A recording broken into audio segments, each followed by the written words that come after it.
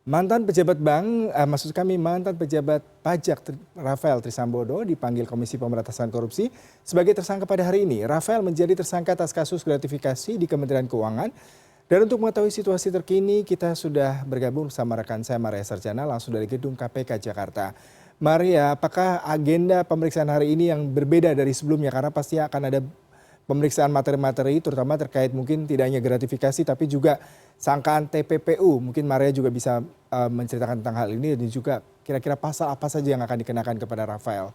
Silakan dengan laporan Anda.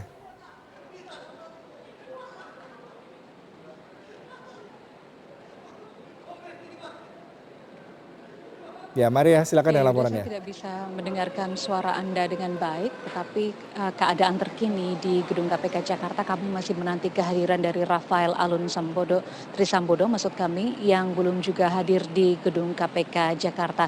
Agenda pemeriksaan hari ini ialah pemeriksaan terhadap Rafael terkait dengan statusnya sebagai tersangka, yang kemarin ekspos atau gelar perkara dilakukan oleh KPK pada 27 Maret 2023. Dan dengan status terbarunya ini, maka ada beberapa hal yang kemudian menarik untuk dicermati.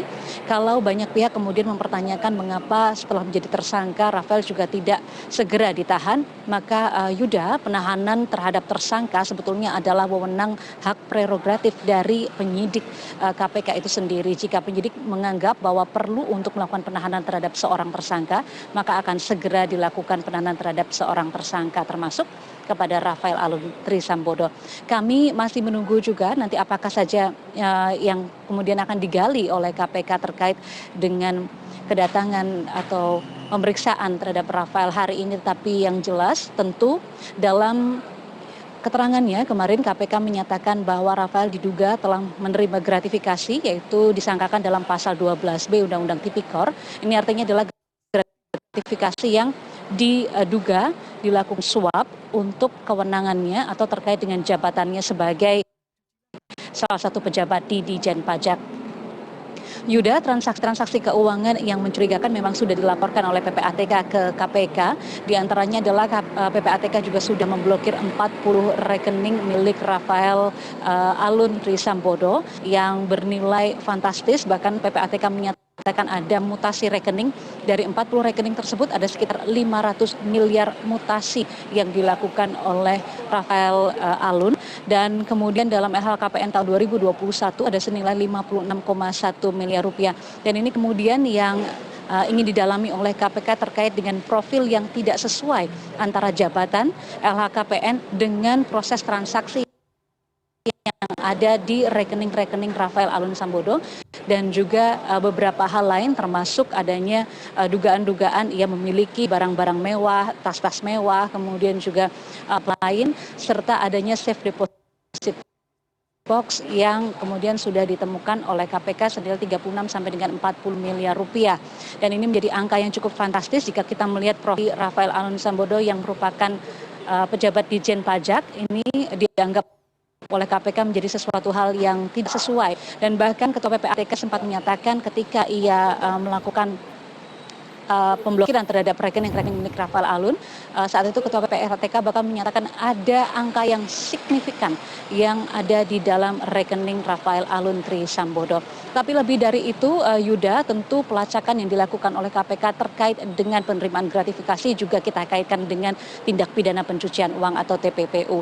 Dalam pendalaman KPK, KPK juga sudah menyebutkan mereka tengah saat ini mendalami peran-peran dari Rafael Alun Trisambodo dan juga beberapa pihak yang terkait dengan aliran dana yang ada dalam mutasi rekening di 40 rekening milik Rafael Alun Trisambodo.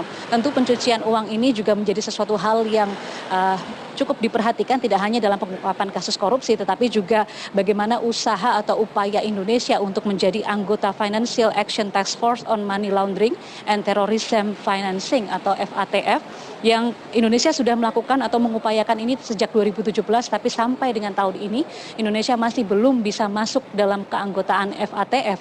Sedangkan ada beberapa hal Yuda yang kemudian diuntungkan ketika Indonesia masuk ke dalam FATF, diantaranya adalah Indonesia mendapatkan hak keistimewaan dalam melakukan cross border transaction, dan ini artinya akan mengurangi cost dari penjualan serta mendapatkan keistimewaan yang lain terkait dengan Indonesia tidak lagi dianggap sebagai negara yang rawan akan investasi, sehingga investasi dapat lebih besar untuk masuk ke Indonesia.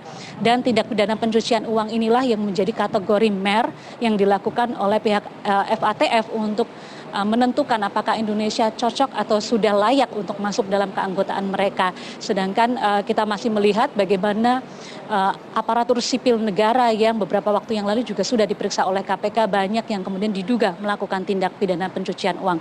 Kami di sini masih menunggu, Yuda, nanti bagaimana KPK akan mengembangkan kasus ini, karena tentu tindak pidana pencucian uang juga terkait dengan beneficial ownership, di mana kita tidak hanya bisa melihat dari mana uang tersebut berasal, tapi kemudian kita juga harus merunut aset tracing yang dilakukan oleh KPK terkait dengan siapa yang memiliki perusahaan tersebut, mengapa ada nama-nama yang kemudian tidak terdaftar dalam kepemilikan suatu perusahaan tetapi mendapatkan beneficial dari perusahaan-perusahaan tersebut. Termasuk beberapa kali ada nama yang juga disebut seorang artis berinisial R yang kemarin juga disebut sebagai seseorang yang terlibat atau terkait dengan kasus dugaan rekening gendut yang dimiliki oleh pegawai Ditjen Pajak Rafael Alun Trisambodo. Kami masih menunggu di sini kedatangan dari Rafael Alun yang sampai dengan saat ini, kalau pemeriksaan dijadwalkan pukul 9 pagi, tetapi sampai dengan saat ini kami belum melihat adanya kedatangan dari Rafael. Yuda, kembali kepada Anda.